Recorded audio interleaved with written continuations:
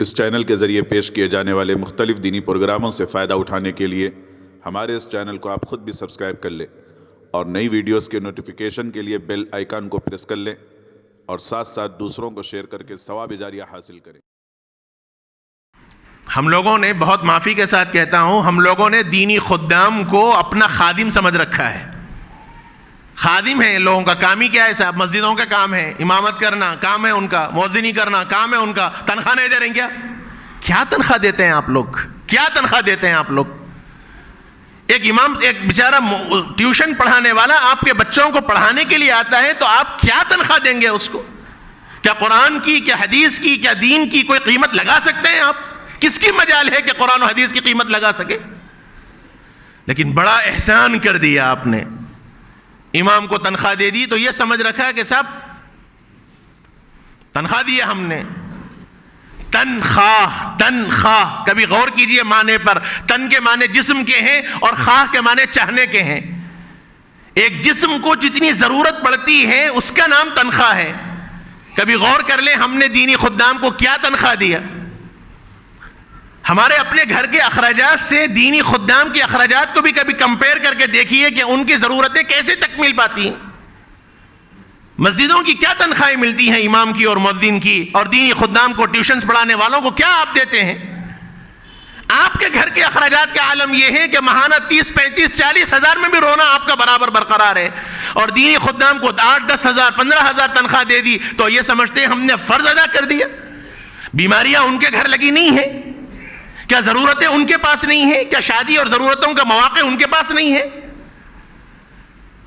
میرے بھائیوں، یہ وقت کی نزاکت ہے۔ یہ دینی خدام کو اپنا مقتدا بنائیے، احترام کیجئے ان کا، اور جب تک احترام نہیں ہوگا خدا کی قسم دینی ماحول اور مزاج ہم لوگوں کے اندر نہیں آئے گا۔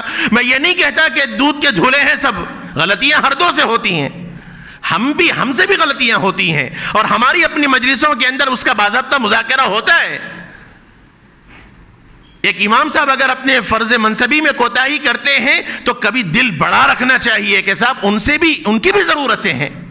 ایک مؤذن سے اگر اس کی ضرورتوں میں تکمیل میں کوئی کوتاہی ہوتی ہے تو یہ سمجھنا چاہیے کہ وہ بھی انسان ہے، اس کے لیے بھی کچھ ضرورتیں ہیں۔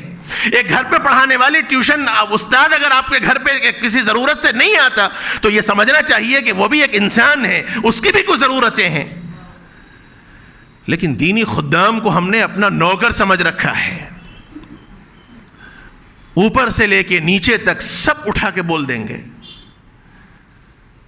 یہ ادب و احترام نہیں ہے، یہ خدام ہے دین کے۔ آپ اپنی نماز ان کے پیچھے پڑھ رہے ہیں، امام کے پیچھے اپنی نماز پڑھ رہے ہیں آپ لوگ۔ اللہ اکبر کہہ کے جب آپ تحریمہ باندھتے ہیں تو مسلک کے اعتبار سے آپ سے لا غلطیاں ہو جائیں نماز کے اندر، لیکن سجدہ سہو آپ کو لازم نہیں ہے۔ اور وہی اگر ایک امام سے غلطی ہو جائے، آپ کہیں گے صاحب میرے سے غلطی نہیں ہوئی، امام سے ہوئی، میں سجدہ سہو نہیں کروں گا، آپ کی نماز نہیں ہوگی۔ امام کو جب آپ نے اللہ اکبر کہہ کر تحریمہ باندھ دیا تو آپ نے اپنی نماز کو امام کے حوالے کر دیا۔ اب آپ اپنی مرضی نہیں چلا سکتے، امام رکوع کیا تو رکوع، امام سجدہ کیا تو سجدہ، یہ حال ہے امام کا۔ اور ہمارے پاس اماموں کا مقام و مرتبہ کیا ہے؟ مؤذن اعلان کرتا ہے، آپ کو وقت شروع ہونے کی اطلاع کرتا ہے، وہ آپ کو ندا لگاتا ہے، حی علی الصلاۃ، آئیے نماز کی طرف، آئیے کامیابی کی طرف۔ وہ آپ کو آپ کے دنیا کے جھمیلوں سے نکال کر اللہ کے گھر کی دعوت دے رہا ہے۔ اور ہم نے مؤذن کا کیا مقام و مرتبہ رکھا؟ ایک استاد گھر پر آپ کے بچوں کو پڑھانے آتا ہے تو وہ صرف قرآن نہیں پڑھا رہا ہے، وہ صرف دینی ماحول نہیں فراہم کر رہا ہے، بلکہ وہ آپ کے بچے کو دینی تربیت کر رہا ہے، وہ آپ کے بچوں کو مرتد ہونے سے، وہ آپ کے بچوں کو دین بیزار ہونے سے بچا رہا ہے۔ اور آپ نے اس کے ساتھ کیا معاملہ کیا؟ یہ تو پوچھنا ہی نہیں چاہیے تھا، آپ اپنی خوشی سے، اپنی حیثیت کے مطابق دیتے۔ لیکن یہ جو بھاؤ تاؤ کیا جاتا ہے ٹیوشن پڑھانے کے واسطے، کیا لیں گے صاحب، کتنا لیں گے صاحب، بہت زیادہ ہے صاحب، 4 بچے ہیں صاحب، کچھ تو کم کیجئے صاحب، مذاق بنا رکھا ہے دین کا ہم لوگوں نے۔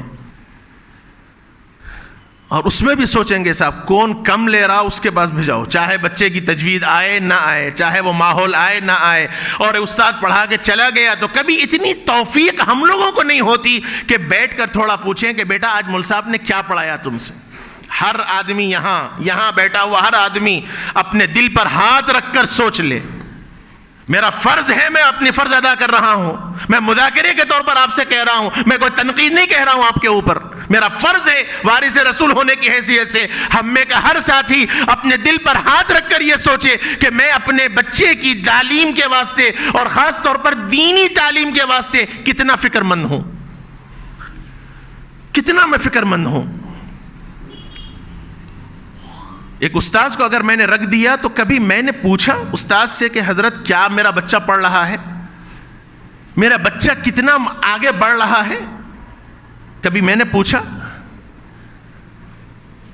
استاذ اگر لاپرواہی کر رہا ہے تو وہ بھی انسان ہے، لاپرواہی اس سے بھی ہوتی ہے، ہمارا کام ہے ادب کے دائرے میں رہ کر ان سے بھی بات کی جائے کہ مول صاحب اتنا وقت ہو گیا بچہ آگے نہیں بڑھ رہا، کچھ خیال کیجئے۔ یہ چیزیں ہمارے پاس نہیں ہیں تو پھر ادب کہاں سے آئے گا ہماری اولادوں میں، دین کہاں سے آئے گا؟ آج بچے بلوغت کی عمروں کو پہنچ رہے ہیں، بلوغت کی عمر کو پہنچ رہے ہیں، بالغ تک ہو جا رہے ہیں بچے، لیکن ان کو غسل کے فرائض نہیں معلوم ہے۔ یہ سچی باتیں میں کہہ رہا ہوں آپ سے، کوئی فرسودہ باتیں نہیں کہہ رہا ہوں۔ غسل فرائض، غسل کن چیزوں سے واجب ہوتا ہے، غسل کس کو کہتے ہیں، غسل فرض کیسے لیا جاتا ہے، یہ نہیں معلوم۔ ان کو بس یہی معلوم ہے گھر میں بابا نے شاور لگا دیا، شاور کھول دیا، ٹھہر گئے، نہا لیے، ختم۔ لیکن غسل میں نیت بھی ضروری ہے، کیسے غسل ہونا چاہیے، غسل کے آداب کیا ہیں۔ نہ باپ کو اتنی فکر ہے کہ وہ اپنی اولاد کو سمجھا سکے، نہ استاذ کو باپ نے بتلایا کہ میرا بچہ قریب البلوغ ہے، ذرا آپ اس کی فکر کریں۔ یہ ضرورت ہے میرے بھائیوں، خاص طور پر اولاد اور اولاد میں بھی لڑکیوں کی بہت تربیت کی ضرورت ہے، اپنے گھر میں دینی ماحول کو پیدا کرنے کی ضرورت ہے۔